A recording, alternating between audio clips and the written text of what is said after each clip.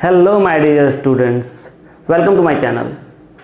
हम लोग जो पढ़ रहे थे the rise of nationalism in Europe, और ये जो है the rise of nationalism in Europe का वीडियो नंबर 3 है। इससे पहले ऑलरेडी हमने 2 वीडियो बना रखे हैं। अगर आपने नहीं देखा है तो आप प्ले लिस्ट पर जाकर जरूर देख लें, ठीक है।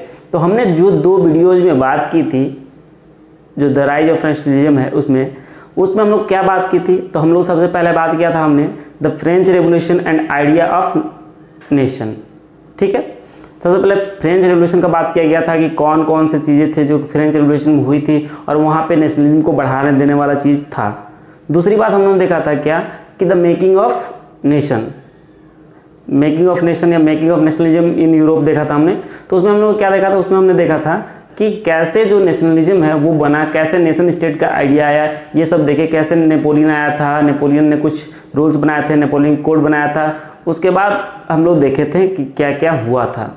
मतलब हम लोग एक कहानी पढ़ रहे थे जिसमें क्या पढ़ रहे थे कि 1789 मतलब 1789 से पहले एरिस्टोक्रेसी था, मोनार्की सिस्टम था फ्रांस में। और उसके बाद क्या हुआ कि 1789 में फ्रांस के लोगों ने फ्रेंच रेवोल्यूशन करके वहाँ पे उसको कॉन्स्टिट्यूशनल मोनार्क में चेंज कर दिया था। उसके बाद क्या आया था कि कॉन्स्टिट्यूशनल मोनार्क ज़्यादा दिन नहीं चल पाया था। उसके बाद आया था क्या आपका एक डायरेक्टरी रूल आया था, रोबेस्पियर आया था, फिर नेपोलियन आया था। अब क्या हुआ कि जब नेपोलियन आया था तो नेपोलियन ने बहुत सारे लॉ बनाए थे, ठीक है, जिसको नेपोलियन कोड या सिविल कोड बोला जाता था। अब बात कर रहे हैं हम कि वहाँ पे जब नेपोलियन का काम चलने लगा, नेपोलियन जब वहाँ पे एज ए डिक्टेटरशिप टाइप से वो रूल करने लगा, तब क्या हुआ वहाँ पे कि एक नया कंजर्वेटिज्म। इससे पहले एक और बात करेंगे हम कि हमने बात किया था कुछ मिडिल क्लास ग्रुप का अरिस्टोक्रेसी का, ये सब बात किया था, पेजेंट्री का, ये सब बात हमने पहले कर रखा था, ठीक है। तो अब हम लोग बात जो करेंगे वो क्या बात करेंगे कि अ न्यू कंजर्वेटिज्म आफ्टर 1815। बोलता है क्या कि न्यू कंजर्वेटिज्म। सबसे पहले कंजर्वेटिज्म का मतलब क्या है, ठीक है। तो कंजर्वेटिज्म से पहले हम लोग कंजर्वेटिव देखते हैं, ठीक है। तो हम लोग कंजर्वेटिव, आपका बहुत ही फैमिलियर वर्ड है, आप बोल सकते हैं कि he was very conservative minded person. Conservative का मतलब क्या होता है, जो पुराने विचारधारा के लोग हो, ठीक है, जो कि नए चीज़ को एक्सेप्ट करने में टाइम लगा देते हैं। जैसे मैं बात करूं कि अभी हम बात कर रहे हैं कि इंडिया में जो मोस्टली मैरिज होते हैं वो क्या होते हैं, अरेंज मैरिज होते हैं। लोग के परिवार देखते हैं, बहुत जगह ऐसा भी होता है कि लड़के लड़की आपस में मिलते भी नहीं है, देखते भी नहीं है और ऐसी शादी हो जाती है, ठीक है। तो वो जो लोग हैं वो लड़के लड़की को आमने सामने नहीं लाते हैं, वो कंजर्वेटिव माइंडेड है, वो मानते हैं पुराने विचारधाराओं को मानते हैं, जिसके वजह से वो नहीं लाते हैं। तो कंजर्वेटिव का मतलब क्या हुआ कि वैसे लोग जो कि सोसाइटी में कोई भी चेंज नहीं लाना चाहते हैं जल्दी, वो क्या चाहते हैं कि जैसे पहले है वैसे चलता रहे। इन लोगों का मानना होता है कि सोसाइटी में जो चेंज आएगा वो अपने आप आएगा, इसको किसी को लाने की ज़रूरत नहीं है। तो ये कंजर्वेटिज्म होता है, या फिर इसको बोलते हैं कि जो कंजर्वेटिव माइंडेड पर्सन हो, तो ऐसा। तो वहाँ पे भी क्या हुआ कि जब नेपोलियन कोड आया, ठीक, नेपोलियन कोड आया, नेपोलियन कोड, तब फिर क्या हुआ कि नेपोलियन कोड ने बहुत सारे राइट्स दे दिए थे, किसको, पब्लिक को। उसके बाद नेपोलियन कोड में कुछ डिमेरिट भी थे जिसको लोग अनलाइक करते थे, जिसको लोग पसंद नहीं कर रहे थे।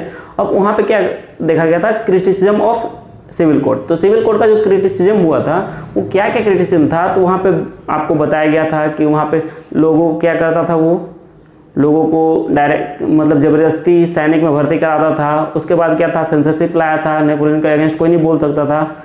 और सबसे बड़ी बात थी कि वहाँ पे जो एडमिनिस्ट्रेशन था, जो गवर्नमेंट की थी, उस पर ज़्यादा ध्यान नहीं देता था नेपोलियन। नेपोलियन क्या करता था कि वो अपने टेरिटरी को, अपने जो उसका साम्राज्य, उसको फैलाने में लगा रहता था, ठीक है, ये सब था।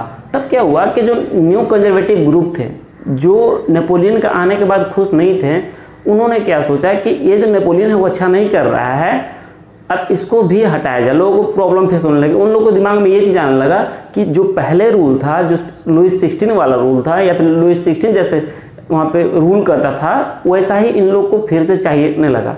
मतलब ये सोचने लगे कि वह जो पहले था वही सही था, अभी जो ये नेपोलियन कोड वो सही नहीं है। तब क्या हुआ कि जो ये कंजर्वेटिज्म थे, मतलब ये जो कंजर्वेटिव माइंडेड पर्सन थे, जो कंजर्वेटिव को फॉलो करते थे या फिर उसको मानते थे, पुराने विचार में विश्वास रखते थे, उनमें क्या हुआ कि बहुत सारे लोग जो फ्रांस के भी थे, फ्रांस के वो लोग तो थे ही, लेकिन इसके अलावा आसपास के और भी टेरिटरीज थी, ठीक। कौन कौन सी टेरिटरीज थी, तो वहाँ पे ब्रिटेन था, रसिया था, प्रसिया था, ऑस्ट्रिया था, ये सब थे। अब हमने बात किया था नेपोलियन का, जो हमने बात कर ली थी नेपोलियन का क्रिटिसिज्म का, या फिर ट्रीटी ऑफ वियना का हमने बात किया था थोड़ा सा पहले। अब मैंने बात की दी थी कि मैं आगे फिर से जिक्र करूंगा इसका। तो क्या हुआ कि जब यहाँ के ब्रिटेन, रसिया, प्रसिया और ऑस्ट्रिया, ये सब जो 4 कंट्री थे, ये 4 के जो आपके कंजर्वेटिव माइंडेड पर्सन थे, कंजर्वेटिव माइंडेड पर्सन के दिमाग में ये चीज़ आने लगा कि नहीं, नेपोलियन सही नहीं कर रहा, इसको हटाना चाहिए। तब क्या हुआ कि जितने भी कंजर्वेटिव्स थे, ये 4 देश के, ब्रिटेन, रसिया, प्रसिया और ऑस्ट्रिया के, वो एकजुट हो गए। ठीक है, वो एक साथ खड़े हो गए और उन्होंने सोच लिया कि नेपोलियन को अब यहाँ से हटा देना है।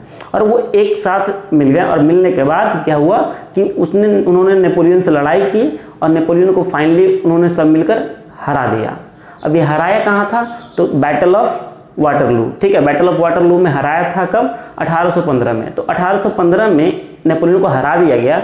और हराने के बाद यहाँ पे जो कंजर्वेटिज्म थे, उन्होंने यूरोप का सेटलमेंट के लिए, मतलब यूरोप को अच्छे से सेटल करने के लिए उन्होंने एक मीटिंग की, आप बोल सकते हैं कॉन्फ्रेंस की। और उसमें क्या था कि ये जो कॉन्फ्रेंस हुआ वो वियना में हुआ। ठीक है, वियना। और वियना में होने के बाद यहाँ पे इसके जो हेड थे, जो इसका होस्ट बोल सकते हैं, कि जो इस कॉन्फ्रेंस में जो हेड था उसका नाम था, वो जो कि एक ऑस्ट्रियन चांसलर था, और उसका नाम क्या था, ड्यूक मेटरनिक। ठीक है, ड्यूक मेटरनिक के देख रेख में ये मीटिंग हुई। और इस मीटिंग में जो पहले से सिस्टम चला आ रहा था, उस चीज़ को फिर से रीएस्टेब्लिश करने की बात की गई। ठीक है, तो सबसे पहले क्या किया गया, तो सबसे पहले जो फ्रांस में बर्बन डायनेस्टी था, डायनेस्टी का मतलब होता है क्या, डायनेस्टी का मतलब होता है उसका वंश, जो पहले से वंश राज करते आ रहा था। तो सबसे पहले बर्बन डायनेस्टी को रिस्टोर कर दिया गया, जिसको हमने पहले भी देखा था।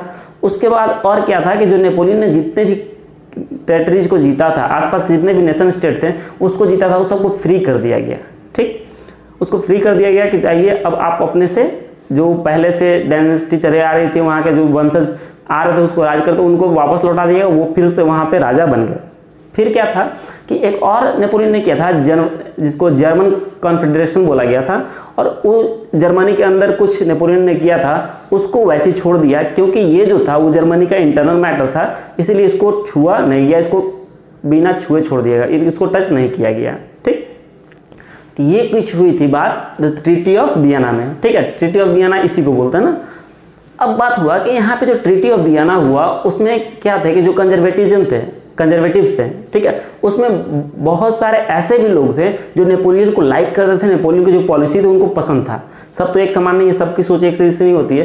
तो क्या हुआ कि वहाँ पे कुछ लोग को ये जो मोनार्की सिस्टम था, जो कि पहले क्या था, पहले वो था आपका मोनार्की, फिर आया नेपोलियनिक कोड। ठीक है, फिर क्या हो गया, फिर आगे आपका फिर से ये जो कंजर्वेटिव थे इन्होंने फिर से मोनार्की सिस्टम को ला दिया उसी तरह से। लेकिन यहाँ पे कुछ लोग जो थे वो क्या कर रहे हैं कि इसके अगेंस्ट में थे। वो चाह रहे थे कि जो नेपोलियन ने कुछ रूल्स बनाए थे उसको कुछ को रखा जाए, जो लोग हैं उन पे जो रूल करेगा वो लोगों के द्वारा इलेक्टेड होना चाहिए, उसके द्वारा रिप्रेजेंटेटिव होना चाहिए, ऐसा कुछ मानने लगे कुछ वहाँ के लोग।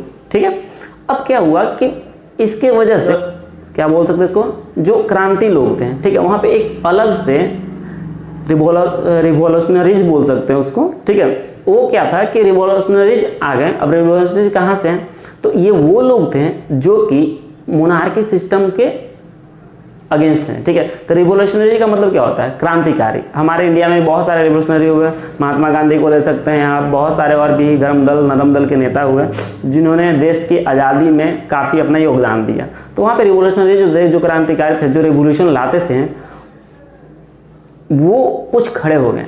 ठीक है, उनको ये चीज़ जो मोनार्की सिस्टम था वो अलग हो गया। तो अब बात है कि रिवोल्यूशनरीज थे कौन, तो रिवोल्यूशनरीज वो लोग थे जो कि मोनार्की को अपोज करते थे, जो मोनार्किकल सिस्टम ऑफ गवर्नमेंट था उसको अपोज करते थे, और ये लड़ते थे अपने फ्रीडम और लिबर्टी के लिए, लिबर्टी और फ्रीडम के लिए लड़ा करते थे। उन्हीं को हम लोग बोलते हैं क्या, रिवोल्यूशनरीज। ठीक है, अब सुनेंगे कि ये जो रिवोल्यूशनरीज थे इसमें एक जो था काफ़ी इंपॉर्टेंट था, काफ़ी इंपॉर्टेंट रोल प्ले किया, जो कि आपके टेक्स्ट बुक में मेंशन भी है। ठीक है, जिसका नाम है जिप्सी मजीनी। ठीक है, जिप्सी मजीनी ये एक रिवोल्यूशनरी था। और जिप्सी मजीनी के बारे में हमको पढ़ना है और आपसे क्वेश्चन भी एग्जाम में पूछे जा सकते हैं कि जिप्सी मजीनी के बारे में बताएं या डिस्क्रिप्शन करें, ठीक है। तो आप बोल सकते हैं कि जो जिप्सी मजीनी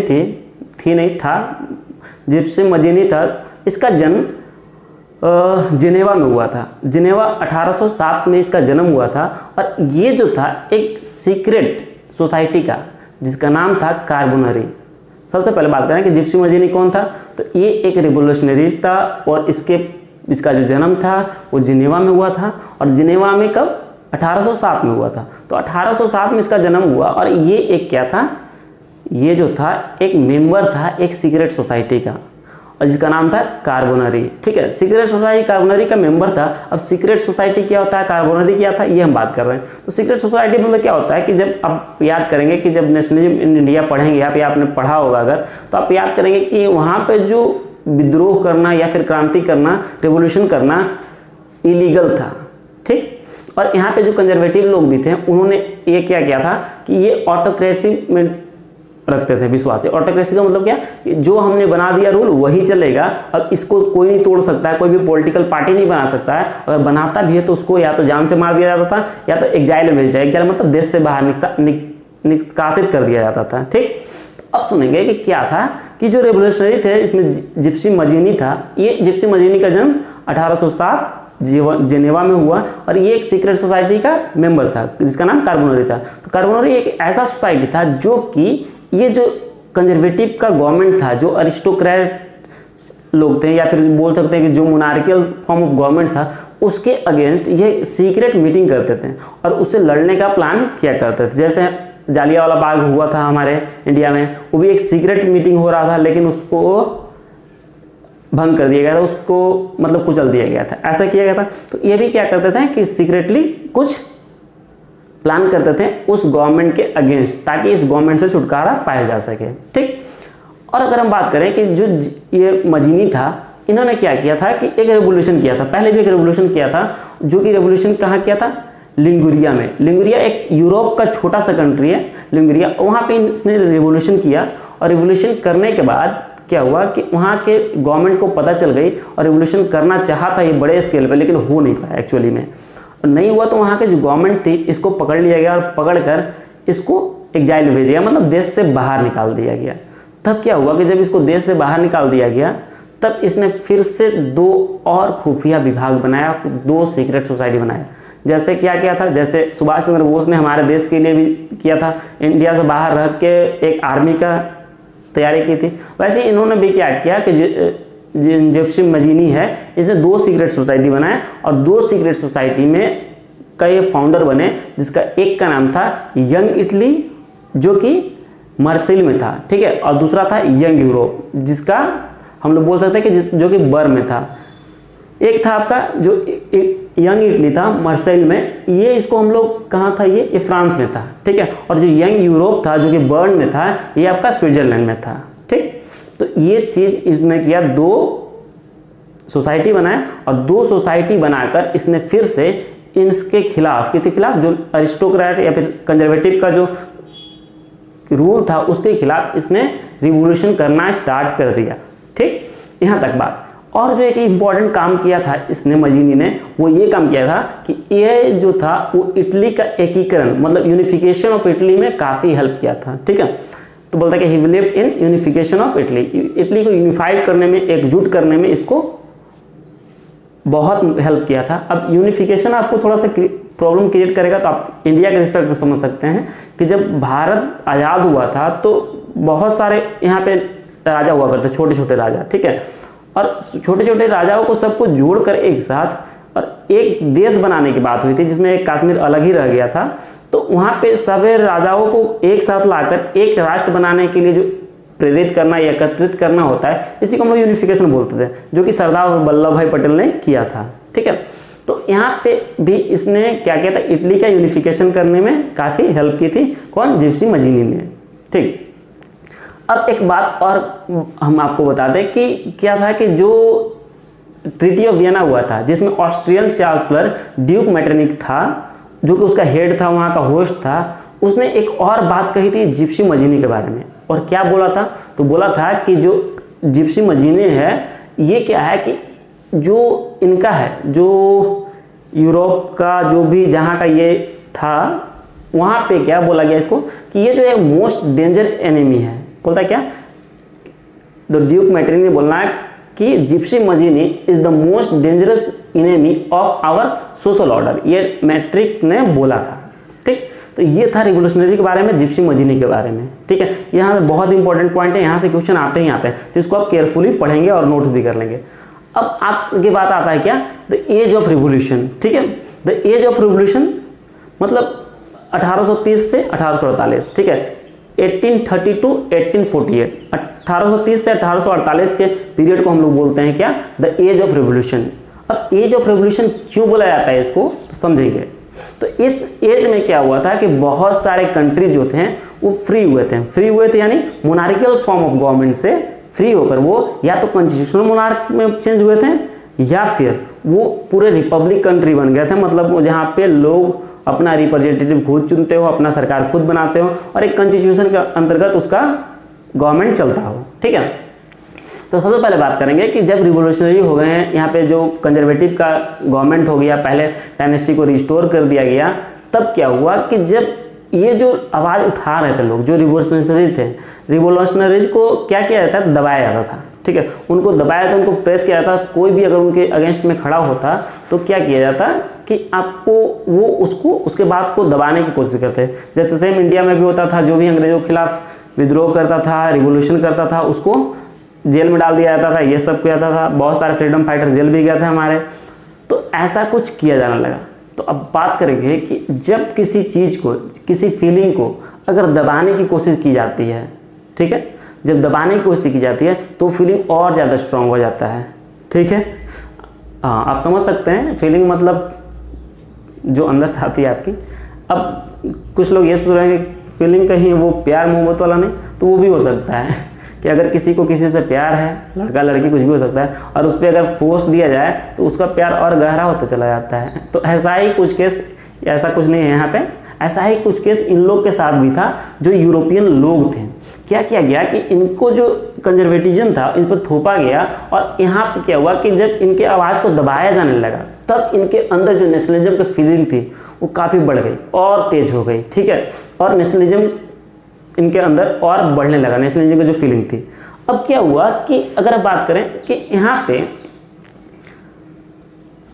सबसे पहले मैं बात करूँ फ्रांस का, कि जब फ्रांस जो था, फ्रांस में बात कर सकते हैं कि जो रिवोल्यूशनरीज थे वो काफ़ी, जो कंजर्वेटिव का गवर्नमेंट था, जो बर्बन डायनेस्टी था, उसके अगेंस्ट खड़े होने लगे। बहुत से लिबरल्स जो थे, मतलब जो बोल सकते हैं कि जो स्वतंत्रता मांग रहे थे, लिबर्टी, इक्वलिटी, फ्रीडम, ये सब मांग रहे थे, वहाँ पे रिवोल्ट जो हुआ, वहाँ पे रिवोल्यूशन जो हुआ काफ़ी उग्र हो गया, तेज हो गया। और फाइनली इन्होंने क्या किया कि 1830 में, 1830 में फिर से जो बर्बन डायनेस्टी था उसको ओवरथ्रोन कर दिया, उसको उठाकर वहाँ से फेंक दिया और फिर से वहाँ पे कॉन्स्टिट्यूशनल मोनार्की को ला दिया गया। इतना तक क्लियर है?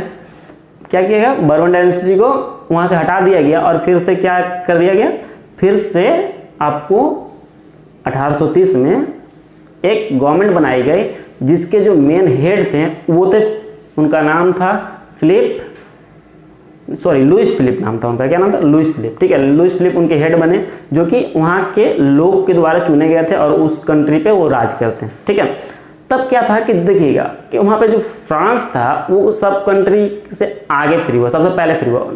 1830 में सबसे पहले इंडिपेंडेंट नेशन बनने वाला फ्रांस था।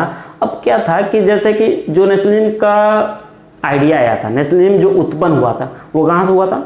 फ्रेंच रेवोल्यूशन से हुआ था। ठीक है, फ्रेंच रेवोल्यूशन अगर नहीं होता तो हो सकता था कि यूरोप को फ्री होने में बहुत टाइम लग जाता। तो सबसे पहले कि जैसे फ्रांस ने किया था रेवोल्यूशन, फ्रेंच रेवोल्यूशन, उसके बाद और जो अदर नेशन स्टेट थे उसके कॉपी कर रहे थे या फिर उसके जैसा वो कर रहे थे कि अगर फ्रांस इतना छोटा कंट्री होकर ऐसा कर सकता है तो हम लोग भी कर सकते हैं। तो पहली बात कि फिर से मोनार्किकल सिस्टम को हटाकर यहाँ पे कॉन्स्टिट्यूशनल मोनार्की लाया गया। तो फिर से क्या हुआ कि बाकी यूरोपियन कंट्री जो थे, आपके ऑस्ट्रिया था, ब्रिटेन था, ये सब था, ये सब भी क्या सोचने लगे कि हम लोग भी करेंगे, और इनके अंदर भी रिवोल्ट होने लगा, वहाँ पे रिवोल्यूशन होने लगा। मतलब अगर फ्रांस रिवोल्यूशन करता तो पूरे यूरोप में रिवोल्यूशन हो जाता। तो इस बात को लेकर फिर से जो ड्यूक मेटरनिख था उसने एक और बात कही थी, और वो बात क्या कही थी? तो वो बात इसने ये कहा था कि when France sneezed the whole Europe या the rest Europe catches cold. इसका मतलब क्या है? तो बोलता है क्या कि जब फ्रांस छींकता है तो पूरे यूरोप को खांसी हो जाती है। इसका मतलब क्या है कि जैसे फ्रांस करता है वैसे पूरा यूरोप करते हैं। जैसे कि कोई कम्युनिकेबल डिजीज फैलता है, जैसे अभी कोरोना का बहुत डेंजर स्थिति है कि कोरोना फैल रहा बहुत तेजी से, उसी तरह से जैसे फ्रांस करता था सारे लोग कर देते। इसे क्वेश्चन भी आता था, बहुत बार आया है ऐसे क्वेश्चन कि when the France sneeze the rest Europe catches cold. इसको बोला किसने बोला और इसका मतलब क्या था? तो मतलब यही था कि सिंपल था कि जो फ्रांस करता था बाकी जो यूरोपियन कंट्री थे वही उसको फॉलो किया करते थे, उसके बारे में मतलब उसके रास्ते पे चला करते थे। ये बात कही थी कौन? ऑस्ट्रेलियन चांसलर ड्यूक मेटरनिख ने। ठीक है, अब सुनेंगे कि ये तो एज ऑफ रिवोल्यूशन का बात करते हैं, और ये एज ऑफ रिवोल्यूशन 1830 से लेके 1848 तक। अब सुनेंगे और क्या हुआ। ये तो मैंने फ्रांस की बात की।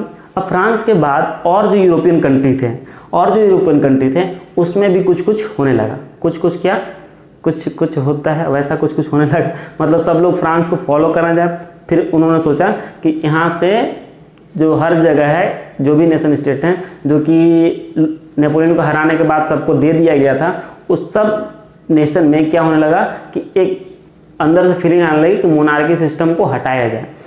अब सुनेंगे कि मोनार्की सिस्टम को हटाया जाए, इसके लिए फिर क्या हुआ कि एक और रिवोल्यूशन हुआ था जिसको हम लोग ग्रीस रेवोल्यूशन बोलते हैं। ठीक है, ग्रीस रेवोल्यूशन जो कि बाल्कन रीजन में हुआ था। बाल्कन रीजन हम लोग आगे थोड़ा पढ़ेंगे। बाल्कन रीजन में आपके बहुत सारे कंट्री आते हैं, जैसे सर्बिया आता है, रोमानिया और ग्रीस आता है, और भी बहुत सारे कंट्री आते हैं। तो क्या हुआ कि यहाँ पे जो ग्रीस था वहाँ पे एक एम्पायर रूल किया करता था जिसका नाम था ऑटोमन एम्पायर। ठीक है, और ये जो एम्पायर था वो था टर्की। ठीक है, टर्की का एम्पायर था जिसको हम लोग, जो कि जितने भी बाल्कन रीजन के कंट्री थे उस पर रूल करता था। और रूल करने के क्रम में क्या था कि लोग उस पर, वो एक इस्लामिक कंट्री है आपका टर्की, और यहाँ पे इस्लाम इम्पोज किया जाता था, ज़बरदस्ती लोगों पे इस्लाम थोपा जाता था। तो आप बात करेंगे कि जितने भी यूरोप हैं लगभग आपके जो हैं क्रिश्चियन कंट्री है। ठीक है, और वहाँ पे क्रिश्चियनिटी को मानने वाले हैं और यहाँ पे इस्लाम थोपा जा रहा था। तो आसपास के जितने भी कंट्री थे उसको सलाह दे रहे थे कि ये जो आपका ग्रीस है एक बहुत ही हेरिटेज वाला कंट्री है, मतलब इसमें विरासत की चीज़ें बहुत सारी हैं, और कोई टर्की कोई इस्लाम का एम्पायर आके उसको रूल कर रहा था। आसपास के कंट्री को ये सब देखा नहीं जा रहा था, उसको कंडेम कर रहे थे, उसकी निंदा कर रहे थे, और ग्रीस को फ्री कराने की कोशिश भी कर रहे थे। ठीक है, तो यहाँ पे फिर क्या हुआ कि एक और पोएट था, उसी बाद इस पे ऑटोमन एम्पायर का राज था, रूल करता था, जो कि टर्की का था। तो वहाँ पे एक इंग्लैंड का पोएट था जिसका नाम था लॉर्ड बैरन। काफ़ी अच्छे पोएट हैं, इनकी पोएट्री आप पढ़ेंगे तो आपको अच्छी लगेगी। ठीक है,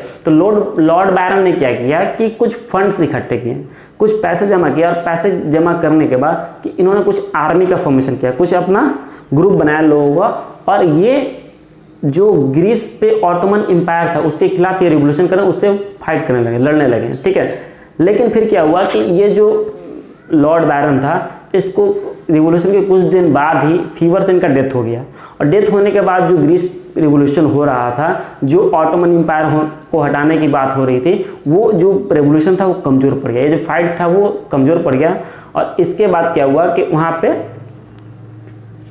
और भी मतलब रिवोल्यूशन चलते रहे, लेकिन उस टाइम तुरंत ऑटोमन एम्पायर को नहीं हटाया गया। ठीक है, फिर क्या हुआ कि फाइनली रिवोल्यूशनरी इतने बढ़ गए वहाँ पे ग्रीस में भी कि 1832 में 1832 में एक ट्रीटी हुई जिसका नाम था द ट्रीटी ऑफ कॉन्स्टिपोल। ठीक है,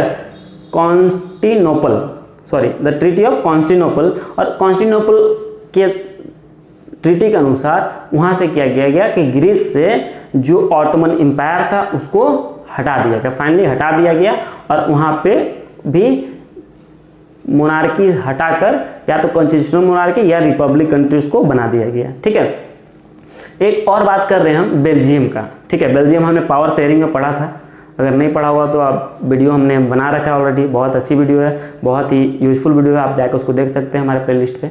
तो सबसे पहले मैं बात करूँ कि बेल्जियम का हमने बात किया था कि बेल्जियम में 2 कम्युनिटी के लोग रहते थे। कौन कौन थे? तो एक डच थे, एक फ्रेंच थे, ठीक। डच का जो नंबर था वहाँ पे वो बहुत ज़्यादा था, ठीक है। डच का जो नंबर था ज़्यादा था, और डच लोग जो थे वो बेल्जियम को रूल किया करते थे, उन पर उनका राज था, राजा थे, ठीक है। और ये जो डच लोग थे वो बिलोंग करते थे नीदरलैंड से। मतलब पहले जो था बेल्जियम और नीदरलैंड दोनों एक ही नेशन स्टेट होता था, एक ही टेरिटरी होता था, और इसको एक अकेला डायनेस्टी का, जो कि डच डायनेस्टी, जो नीदरलैंड के लोग थे, जो डच बोला करते थे, वो इसको रूल किया करते थे। लेकिन फिर क्या हुआ कि 1830 में कि यहाँ भी बेल्जियम के लोगों के अंदर रिवोल्यूशन जागा, और रिवोल्यूशन जागने के अनुसार वो भी चाहने लगे कि हमारा जो कंट्री हो वो मोनार्की नहीं हो, मोनार्किकल सिस्टम हो, गवर्नमेंट ना हो, यहाँ पे कॉन्स्टिट्यूशनल सिस्टम हो। और फाइनली 1830 में बेल्जियम जो है वो नीदरलैंड से अलग होकर एक फ्री नेशन स्टेट बन गया, ठीक है।